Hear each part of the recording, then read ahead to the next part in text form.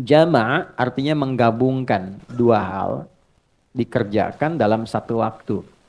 Contoh, sebentar lagi kita akan sholat zuhur. Setelah zuhur ada waktu asar. Maka ada jama' menggabungkan zuhur dengan asar. Jika saya gabungkan asar ke zuhur, dikerjakan di waktu zuhur, maka diawalkan. Dalam bahasa Arab, awal itu takdim, didahulukan. Maka jama' takdim. Jika saya ingin kerjakan zuhurnya di asar karena pertimbangan tertentu, maka diakhirkan. Jama'nya disebut jama' takhir. Sampai sini dulu, jelas dipahami? Jelas. Yang dijama itu waktunya yang paling berdekatan. Jika sudah mendekat kepada yang satu, tidak bisa dijama dengan yang lain. Contoh, zuhur dekatnya ke apa? Asar. Ya kan? Maka zuhur pasangan jamanya asar. Karena asar sudah dengan zuhur, maka asar tidak boleh dengan maghrib. Jelas? Maka maghrib dekatnya kemana?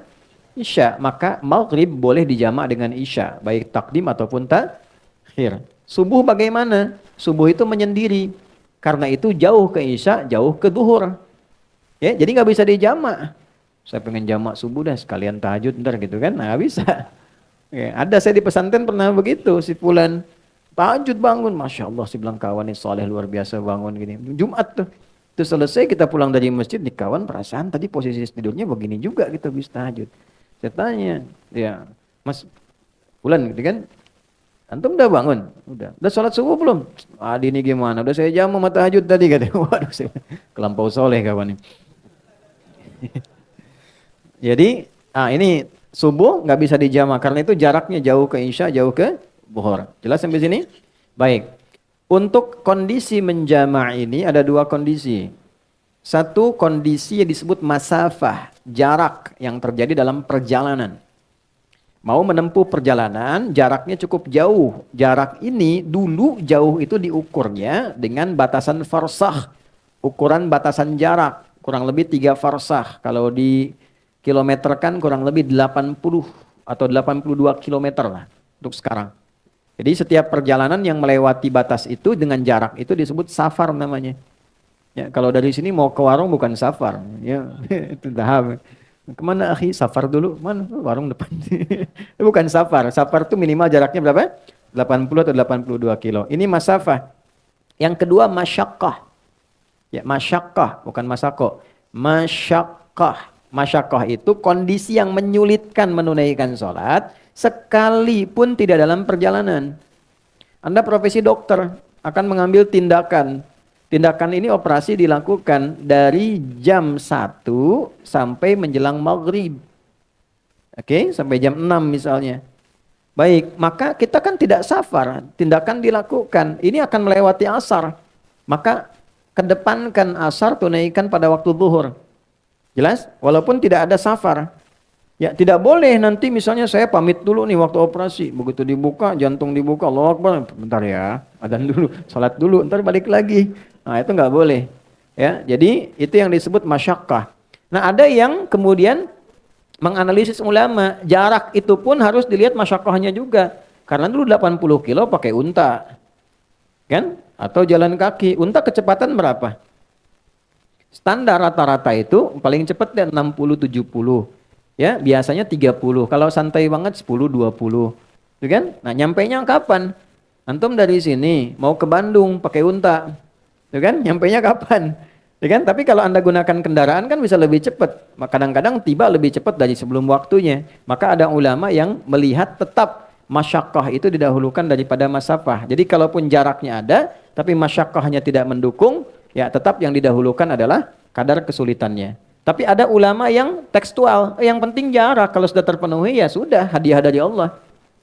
Gitu. Nah, ini tinggal silahkan aja dalilnya ada, mana pilih yang paling gampang, ya. Ada lagi kondisi yang tidak ada masafah, masyakkah juga ringan, tapi kondisi cuaca. Misal Anda biasa ke masjid nih, ya. Jamaah maghrib sudah ke masjid, tiba-tiba mau isya hujan besar begitu, geledeknya di mana-mana, ya kan? Nah, itu boleh dijamak seketika juga. Jamak sama dengan isya. Lalu pulang, isya nggak ke masjid lagi. Itu sudah masuk, itu sah, boleh dilakukan. Itu ada hadisnya juga yang tersambung dalam riwayat Madzhab Maliki itu dijelaskan dengan sangat detail. Kemudian, kalau zuhur berapa rakaat? 4. Asar berapa rakaat? 4. Kalau saya jama, dahulukan asar, takdim ke zuhur, ditunaikan 4-4. Maka disebutnya namanya jamak kamil. Sempurna. 4 rakaat. Jelas ya? Yang kedua, ada kondisi, ini saya sedang nunggu nih pesawat. Saya mau berangkat. Sudah di Halim atau di Soekarno-Hatta, nunggu. Kalau saya paksakan 4, saya ketinggalan pesawat. Ya, maka apa yang terjadi? Ya, wa idza darabtum fil ardi falaysa 'alaikum junahun an taqsuru minas shalah. Quran surah keempat ayat 101. Tidak ada salahnya kalau engkau khawatir dalam perjalanan engkau mengkosor.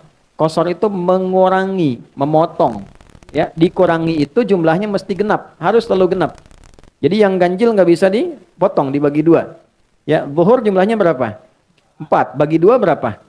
2. Hasilnya harus genap, paling minimal 2. Boleh. Ya, maghrib berapa rakaat? 3. Bisa nggak dibagi 2? Tidak bisa. Jadi nggak bisa dikosor maghrib, nggak ada 1,5. Oke, subuh berapa? 2. Sudah batas minimal, nggak bisa dikosor lagi. Udah 2 dikurangin lagi gitu kan? Nggak bisa. Ya, dan akhirnya pun jadi ganjil 1 kan? Maka jumlahnya yang bisa dikosor cuma 3 waktu. Zuhur, asar, dan isya. Nah, kosor itu ada yang sifatnya tunggal, ada yang sifatnya jama'. Misal, saya mau kosor nih. Zuhurnya karena perjalanan, tapi saya nyampe Semarangnya bahkan sebelum asar.